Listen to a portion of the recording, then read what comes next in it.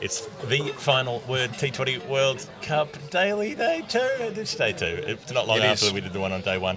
Jeff Lemon, Adam Collins. The show's brought to you by Westfield London, Westfield Stratford City. We're in an IHOP. That's a breakfast restaurant in the United States of America. We've eaten pancakes, we've eaten eggs cooked in various ways. We've had a cup of Joe. We've fulfilled our national duty. Had as massive far as orange breakfast. juices. Yes. There are massive cars out the front. I like they give you a pint of orange juice. Yeah. You know, none of this dicking around with tiny little serves that you get in cafes. No, have a pint. You want a pint? Yeah, let's get a pint of orange juice.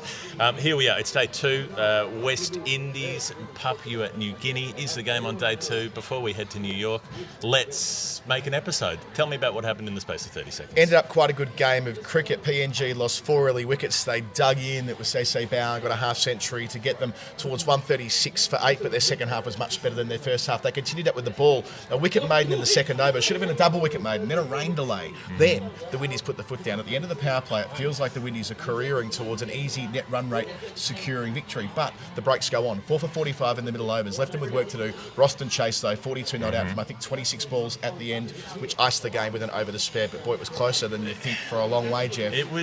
There was a moment of nervousness there for West Indies. You've had the one host last night, the USA, pull back a terrific turnaround. You've got the other host potentially going down to PNG in a group where that would have been just about deadly to their chances of going forward, because they've got New Zealand in that group, they've got Afghanistan in that group, and if PNG had managed to notch a win here, who knows what could have happened. It was that chunk, the 4 overs after the power play, 2 for 11 across those 4 overs, as PNG's spinners started to get the job done. John Carrico, the left armer, Asad Vala, the off spinner, and then they got a bit of leg spin involved as well with Charles Amini, and between the 3 of them really, plus Chad Soper, who just bowls that sort of nibbly medium pace, but was able to do like classic sort of, I don't know, like Adam Dale sort of areas of the keeper, the keeper up to the stumps, taking a little inside edge catch, terrific snare in the end, and it was those couple of extra wickets, and Rothman Powell, the West Indies captain, comes in, and by the point where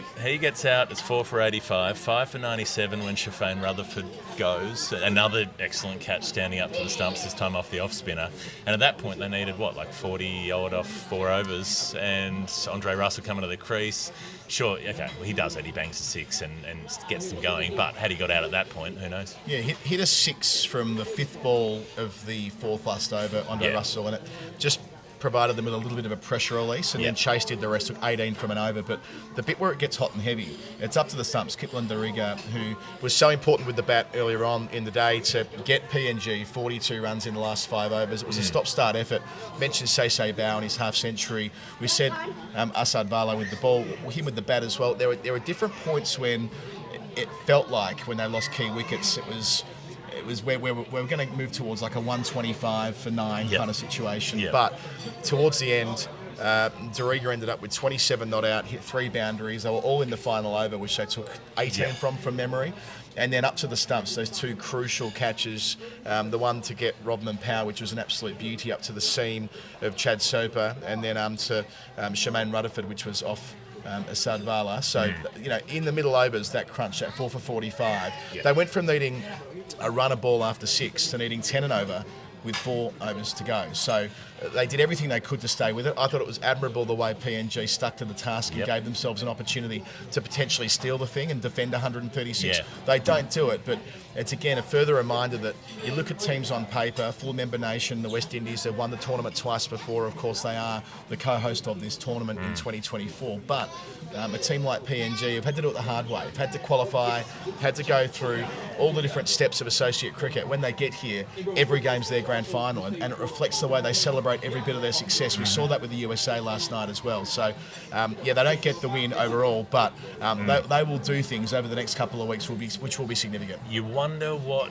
might have happened had they gone up for that review. So Johnson Charles, so LA now bowls a good delivery that moves in a bit, pins him, LBW, it's umpire's call for height, so it goes with the on-field call, which is out, so that's Johnson Charles' first ball. And then Nicholas Pooran's second ball he faced, I think it was. It's a left-hander, so he's got a right armour to a left-hander. It pitches just in line. It goes on to hit him in line. They think it's maybe outside leg stump. Umpire doesn't give it, and PNG don't have the confidence to review. Now, maybe West Indies rebuild and win comfortably from there, but had it been 2 for absolutely bugger all at the start. Who knows? Yeah, I've been complimentary of Vala, the way he batted, the inside out of extra cover 6 he hit, the wickets that he picked up later, and more generally the leadership that he showed on the field. But this was the one error, right? It was raining. It was clear they were about to come off.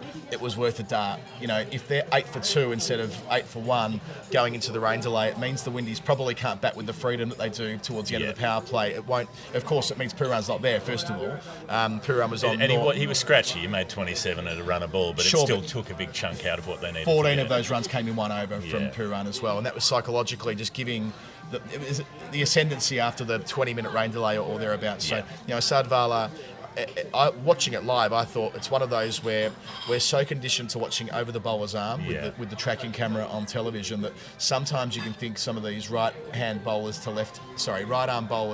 left-handed batsmen are pitching outside the leg stump, but the front on camera is often quite a lot more generous to the bowler, which is why I was quite keen to see the projection and it proved that it was pitching comfortably in line with the leg stump. So it was an error and an influential error in the final analysis. So the way that PNG held it together at the start, so they lose Tony Ura and Legasiaka, Tony Ura feels like he's been around for about 50 years playing for PNG, and Legasiaka was, remember him arriving on the scene with a bang, making 100 relatively early in his career, being their sort of generation next player. Well, he's into his 30s now, age-wise, but they were both out really cheaply. And it's they both 2 get for good, 7. Yeah, and they both get good ones as well. Like, again, watching the very start, you're like, shit, 7 for 2 with 2 really good balls. Saying around the wicket, that action so wide of the crease, slipping through the gate after almost a snorter from a Mario Shepherd to get rid of Ura in the first couple of overs. You're thinking, they really need to consolidate. Thus the captain and thus the Say Bao, who couldn't have batted much better in the circumstances for his even 50.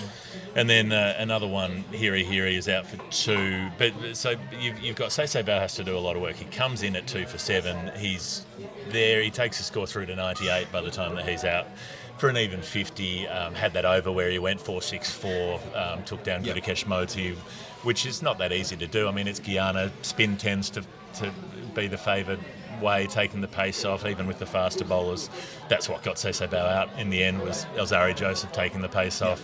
A real digging cutter, absolutely fizzed it, and it lodged in the pitch and got through under the bat and hit his middle and off stumps as he swung across the line at it. But the fact that they were able to put that together, and then Dariga at the end, as you said, the keeper who gets them up to something vaguely competitive, and there's a moment where they look like they're going to defend it, but I suppose it's West Indies having that extra gear where those 3 spinners I mentioned, they were able to slow the scoring rate down, but it's the spinners in the end who are the ones who are taken to task in that last couple of overs where Ruston Chase is able to hit those sixes, and the first one that Russell hits is off Koriko, who's the left-arm spinner who's bowled so well up until that point. They're able to still take those spinners apart when they decide it's time to do so. Yeah, on team balance, I think Chase is actually, I know he batted 4 today and ends up getting it done and all's well that ends well, but my sense is he was kind of more playing as the third spinner, right, giving them an extra variety. They used 6 bowlers. Akeal Hussain didn't bowl his complement, 1 for 9 from 3. But, they wanted the extra spinner, and they get that bit right, big tick. But just on Chase, he's only played 13 T20 internationals. He's 32. He's a senior player. But, of course, he's played for a long time in the Test side and the one-day international team. So, a tick for them on the selection, backing an experienced guy, the third spinner, but then having the presence of mind to kind of ice the chase, right, when they needed, 31 from 3 towards the end. I think that's what it worked out to be. It was a misfield from the first ball of the over, so he's a beneficiary of that. But then hits Vala for a straight 6 later in the over, finishes it with a straight 4, 18 off it. That's leadership. That's where someone like Chase should be taking responsibility, and that's why they get it done with an over to spare. And it's Vala who's picked up that wicket only his previous over of Rutherford, and who's in the game and who's then taken to pieces at the end. So, look, they get there, they shake off the nerves. Hall of Fame?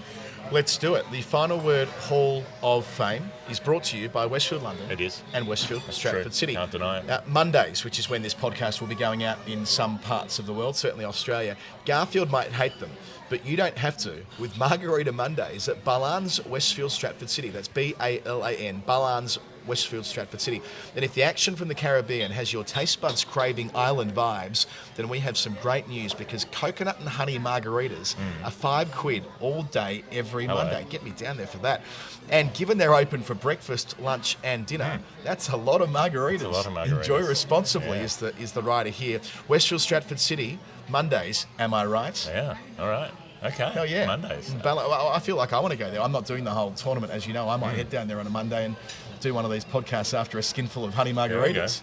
All right. I'll enjoy responsibly to an extent. Enjoy responsibly, to as you can, to such extent as you're able to do it. Hall of Fame today. Our first rain delays of the World Cup. It was nice that it didn't last that long. A slight relief. Yeah. I loved the response to the Johnson Charles wicket early on. You know, you just kind of you saw in the eyes of the PNG fielders that they have built up to this a little bit again, like what we saw last night. Yep. But this is such a big deal qualifying for a competition like this and doing it as impressively as PNG did. They didn't need any further incentive, and you sense it from watching a team play like that. Kipling Doriga's catch. The second one's a rebound off his stomach that he manages to hang on to. The first one he gloves beautifully, cleanly. Like, so hard to do, keeping up when you've got players swinging the bat as hard as the West Indies players do, and absolutely, and particularly operating, with the seamer operating, taking that inside edge. Bit of wholesome action here. Say Bao has a Cricinfo profile that's not been updated since 2010. I was looking at him before, just wanted to crunch the numbers, see what he's done in the past. It reads here that he's a prolific left-handed batsman, that he made X number of runs in the PNG under-19s for the World Cup qualifiers. It goes on to say his cricketing hero is Adam Gilchrist, remembering this was written in 2010, that's in context. Okay. And his ambition is to represent PNG's senior team at an ICC Cricket World Cup. Well, today he did, and on World Cup debut, he made an excellent half-century. Good on him. I've got some other bits and pieces as well. Last night, after we finished recording, it was quite late, but we still made it out with one of our patrons for a beer, Andrew and his partner Joanne, which was absolutely terrific. Andrew, who found cricket listening to commentaries during lockdown in 2020, 2021. He's blind, so he was looking for other sport that was being played during COVID. He found cricket through the radio, and thus he found the final word. He's one of our patrons these days, so to spend some time with him was just a lovely way to end a really nice night, a nice stretch we've had here in Dallas. And to have someone who listens, who pays attention to the listening side of radio commentary more than probably anyone except us. Yeah, his interest in the technical detail of how the effects mics work and how they intersect with the stump mics, and who chooses to do what in the internal politics, or who can get stump mic on radio. That was really nice to go through with him. And one anti-Hall of Fame. Bloody hell, get your act sorted out, Willow. Willow is the US TV provider over here. So it's paywall, but that's okay. Like, I get that's part of it. But for love nor money, it is impossible to sign up to Willow unless you've got an existing US TV package, which seems kind of counterproductive to so many people who'd be in this country for the World Cup wanting to watch it legally. So, so far I've had to resort to other methods, and really I don't want to. I want to give them my money. Yeah. Get it sorted out, Willow. Yeah, come on, Willow. Come on. Why don't you get it sorted out, then come on and sponsor the final word. We'll have you. Live up to your character on Buffy the Vampire Slayer. Be studious, attention to detail, get things right. Don't go crazy and evil like season, was it 4 or 5? Anyway, we'll figure that out. Just wanted to say that I think we mentioned this in the previous show, but we're not going to be doing the Namibia-Oman game today. What we'll do is that'll fold into tomorrow's program. There'll be 2 shows. No, sorry, there'll be 1 show tomorrow. That'll be at New York. We'll be in New York. We're flying there this afternoon for Sri Lanka, South Africa. And when we're doing that game, we will also talk about Namibia-Oman. So there's 40 shows all up, but we're having to play it a little bit carefully. We're aiming to do 1 per day where we can, which will fold in the one from the previous night. But given this is going all around the world, you won't know what time zone we're in. You won't care. Once every 24 hours, roughly, put it that way. All right, this has been the Final Word Daily, Day 2. Adam Collins and Jeff Lemon from Dallas. We say goodbye to Texas. We go to New York, and we do so for Westfield London, Westfield Stratford City. More extra, less ordinary. Chat tomorrow. Bye. See ya.